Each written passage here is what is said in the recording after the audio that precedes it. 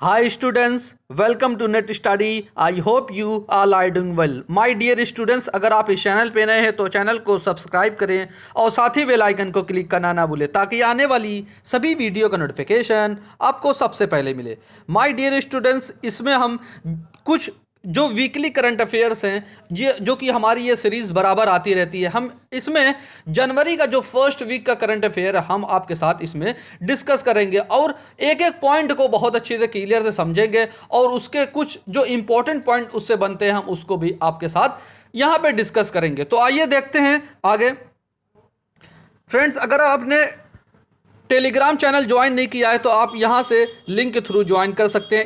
इस पे हम जो है इस वीडियो की पीडीएफ प्रोवाइड करा देंगे और इसका वीडियो जो जितनी भी वीडियोस है सब यहाँ पे आपको मिलती रहेंगी और डेली हम मोटिवेशन क्विज़ देते हैं और इस पे हम डेली क्विज़ प्रोवाइड कराते हैं यूजीसी नेट पेपर 1 के लिए. आप यहाँ ज्वाइन करके ज़्यादा से ज़्यादा इसका फ़ायदा उठा सकते हैं. आइए देखते हैं फ्रेंड्स, पहला सवाल क्या है. कहा गया कि फिनेंशियल स्टेबिलिटी रिपोर्ट, ये एक रिपोर्ट है फिनेंशियल स्टेबिलिटी, ये पूछा हमसे गया है कि किस इंस्टीट्यूशन के द्वारा ये रिलीज़ की जाती है. सबसे पहले फ्रेंड्स आप ये यहाँ याद कर लें कि FSR जो होता है वो स्टैंड करता है फिनेंशियल स्टेबिलिटी रिपोर्ट. यहाँ से एक सवाल आपसे पूछा जा सकता है. खैर वो अलग बात है. हम यहाँ पे क्या देखेंगे कि हमारा जो करेक्ट आंसर है वो ऑप्शन बी है. जो फिनेंशियल स्टेबिलिटी रिपोर्ट है ये रिजर्व बैंक ऑफ इंडिया के द्वारा यानी RBI के द्वारा ये रिलीज़ की जाती है. आइए इसके बारे में कुछ हम देखें कि नीति आयोग क्या होता है, रिजर्व बैंक ऑफ इंडिया क्या है, वर्ल्ड बैंक और आसियान डेवलपमेंट बैंक क्या है. फ्रेंड्स, हमने कुछ इसमें इंपॉर्टेंट पॉइंट ऐड कर दिए हैं क्योंकि इस तरीके के जो पॉइंट होते हैं एग्ज़ाम में अक्सर पूछे जाते हैं आपसे. अगर सबसे पहले हम नीति आयोग की बात करें तो कहा गया कि नीति आयोग जो फॉर्म हुआ था वो 1 जनवरी 2015 को फॉर्म हुआ था. फ्रेंड्स, यहाँ पे हम एक सवाल आपसे कर रहे हैं कि आप बताइए कि जो नीति आयोग आया था वो किसको रिप्लेस करके आया है. यानी पहले इसको एक योजना के नाम से जाना जाता था, उस योजना का क्या नाम है और वो कब जो है वो लॉन्च की गई थी और इसको ये तो उसी की जगह पे आया है 1 जनवरी 2015 को. और इसका ऑब्जेक्टिव क्या है कि फोस्टर करना involvement of and participation in the economic policy making. यानी जो उसका ऑब्जेक्टिव था इसका भी ऑब्जेक्टिव वही है. इसमें कुछ ज़्यादा चीज़ें ऐड कर दी गई हैं. By the state government of India.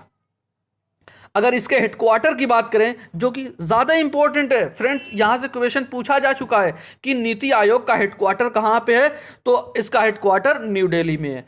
अगर RBI की बात करें फ्रेंड्स, RBI में कुछ पॉइंट हैं, जैसे पूछा जा सकता है कि जो करंट गवर्नर हैं वो शक्तिकांत दास हैं और इसका हेडक्वार्टर मुंबई में है और इसका जो फाउंडेशन ईयर था वो 1 अप्रैल 1935 को कोलकाता में था.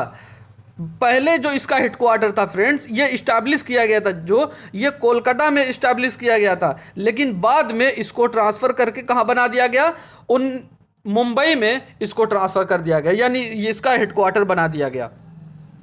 आइए देखते हैं आगे क्या कहा गया. वर्ल्ड बैंक के बारे में बात की गई कि वर्ल्ड बैंक जो होता है इसका हेडक्वार्टर कहाँ पे, वॉशिंगटन DC में है, जो कि ये USA में पड़ता है और इसका फाउंडेशन ईयर था जुलाई 1944, जो कि ब्रेटन वुड्स से निकल के ही आया था और ये कहाँ पे है, न्यू हेमिस्फीयर में यूनाइटेड स्टेट में है.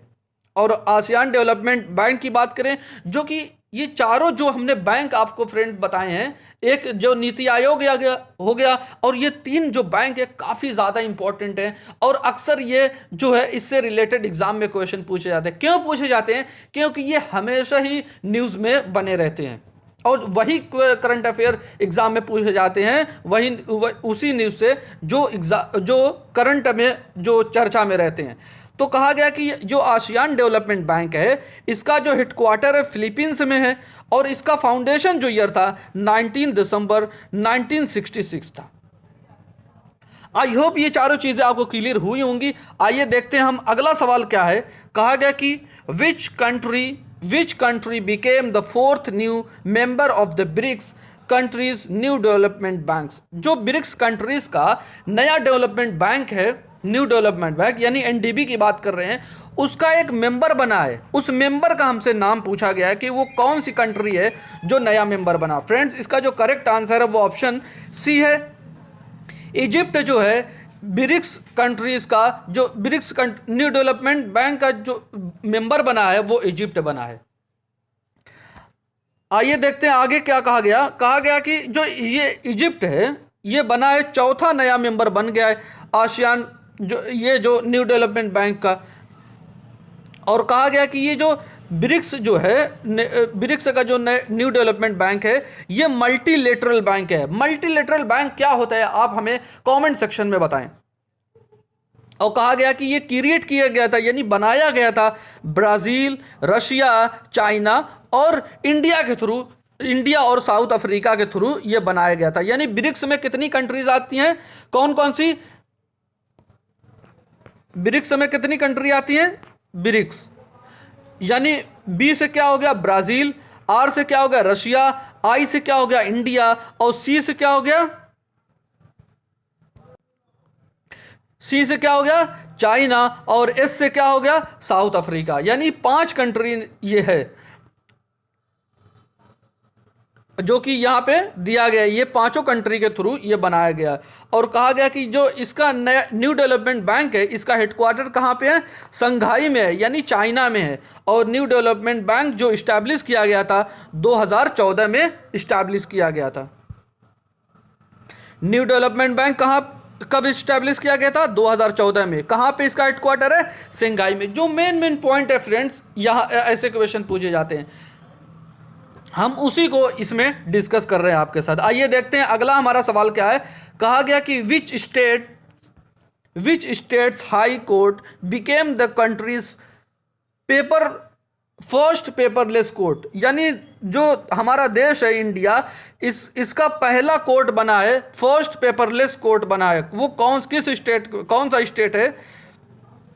इसका जो correct answer friends option C है। केरला जो है, ये केरला का जो हाई कोर्ट है पहला कोर्ट बना है जो कि पेपरलेस है। आइए देखते हैं इसके बारे में क्या कहा गया। कहा गया कि ये जो हाई कोर्ट है वो केरला का है और ये पहला बना है पूरे भारत का जो पेपरलेस कोर्ट है। यानी और इसको किसने इनार्गुरेट किया है? जस्टिस चंद्रचूड़ ने इसको इनार्गुरेट किया है। और ये जो बनाया गया ई फाइलिंग डॉक्यूमेंट के लिए, यानी अगर आप समझे पेपरलेस का मतलब क्या हुआ, यानी सारी चीज़ें ऑनलाइन होंगी, वही तो पेपरलेस होगा। जो होगा मोर एक्सेसिबल हो जाएगा टू द लॉयर्स के लिए, यानी जितने भी लॉयर्स हैं उनके लिए काफ़ी ज़्यादा आसानी हो जाएगी। आइए देखते हैं अगला सवाल क्या है। कहा गया कि which payment bank has been given the status of schedule bank by RBI. यानी जो शेड्यूल बैंक घोषित किया जाता है वो किसके द्वारा? आरबीआई के द्वारा। और इसमें हमसे पूछा गया कि जो ऑप्शन यहाँ पे दिए गए हैं इसमें कौन सा बैंक ऐसा है जिसको शेड्यूल बैंक का दर्जा दिया गया है? फ्रेंड्स, इसका जो करेक्ट आंसर है वो ऑप्शन ए है। एयरटेल पेमेंट बैंक को शेड्यूल बैंक का स्टेटस यानी दर्जा दिया गया। इसको मान्यता दे दी गई है कि एयरटेल पेमेंट बैंक जो है वो शेड्यूल बैंक है। आइए देखते हैं अगला हमसे इसमें क्या कहा गया कि रिजर्व बैंक ऑफ इंडिया जो है इसने अकॉर्ड किया है क्या status to Airtel payment bank. Airtel payment bank को इसने मान्यता दी है, किस लिए? कि शेड्यूल बैंक के लिए। और एयरटेल पेमेंट बैंक जो है पहला ऐसा बैंक है, यानी one of the fastest growing bank, digital bank in the country with a user bank base 115 million. यानी 115 मिलियन जो हैं इसके यूजर बेस हैं। और इसके अगर जो एयरटेल पेमेंट बैंक है इसके एमडी और सीईओ की बात करें तो नुब्राता विश्वास हैं इसके एमडी सीईओ। और इसके हेडक्वार्टर की बात करें यानी एयरटेल पेमेंट बैंक के हेडक्वार्टर की बात करें तो न्यू दिल्ली में है।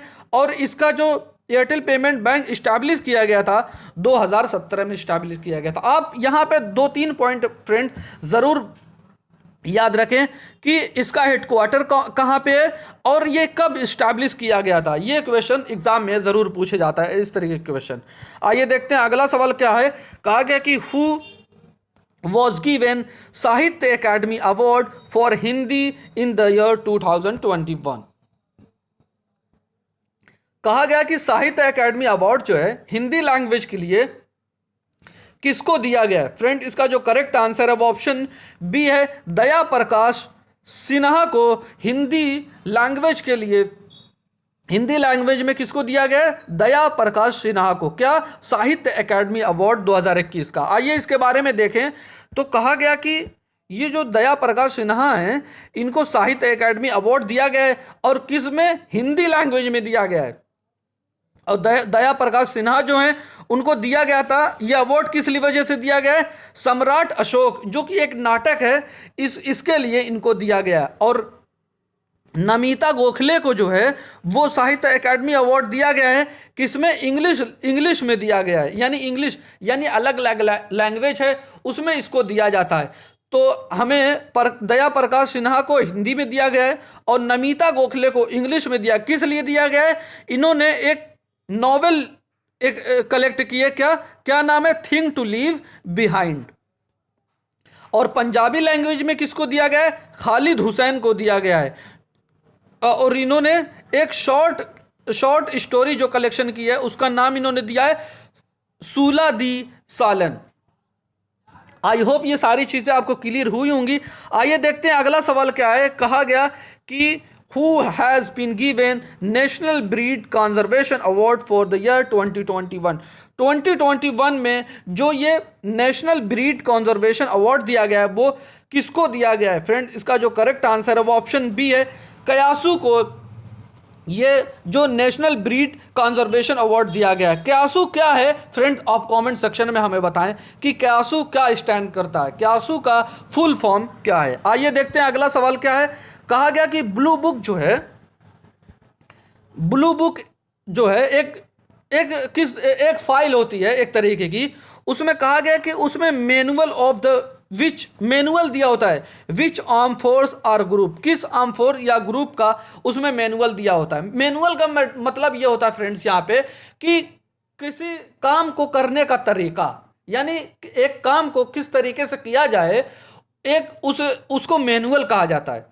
वो एक बुक है जो कि हाल ही में चर्चा में रही थी, वो किससे रिलेट करती है। फ्रेंड इसका जो करेक्ट आंसर है वो ऑप्शन बी है, स्पेशल प्रोटेक्शन ग्रुप से ये रिलेट करती है। स्पेशल प्रोटेक्शन ग्रुप का आप नाम बहुत ज्यादा सुने होंगे इस 4-5 दिनों में माय डियर स्टूडेंट, क्योंकि जब प्राइम मिनिस्टर नरेंद्र मोदी जब पंजाब गए थे तो वहां पे उनको मतलब कुछ सिक्योरिटी के लिए सिक्योरिटी में चूक हो गई थी, तो वहां पे वो 15-20 मिनट उनको जो है कहीं पे ठहरना पड़ गया था।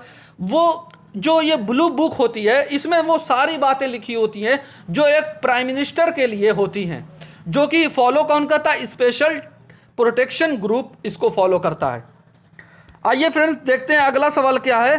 कहा गया कि इस्माइल जो है एक स्कीम है, वो इंप्लीमेंट की गई है बाय विच यूनियन मिनिस्टर, किस यूनियन मिनिस्टर के थ्रू इंप्लीमेंट की गई है, उस स्कीम का नाम इस्माइल है। पूछा गया है क्या, किस यूनियन मिनिस्टर के द्वारा ये लॉन्च की गई है।